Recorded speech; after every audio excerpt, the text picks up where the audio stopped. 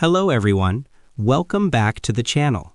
In today's video, I'll show you how to insert a calendar into a Confluence page step by step. This is useful if you want to display team schedules, project timelines, or upcoming events directly inside your page. Let's get started. Atlassian Confluence allows you to add dynamic elements like calendars using macros so your team can easily track important dates.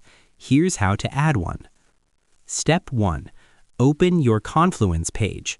First, sign in to your Confluence workspace. Navigate to the page where you want to insert the calendar.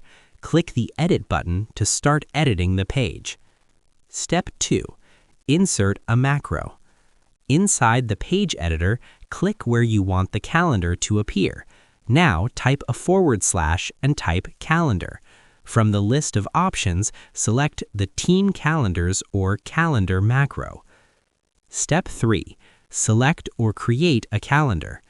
After inserting the macro, a configuration window will appear. Here, you can choose an existing calendar from your workspace. If you don't have one yet, you can create a new team calendar. Select the calendar you want to display. Step 4. Adjust the calendar settings. You can customize how the calendar appears on the page. For example, you can choose Month View, Week View, Agenda View. You can also adjust the size and layout depending on your page design. Step 5. Publish the page. Once everything looks good, click the Publish or Update button. Your calendar will now appear directly on the Confluence page. Anyone with access to the page will be able to see upcoming events and schedules. Step 6. Add events to the calendar. To add events, open the calendar and click on a date.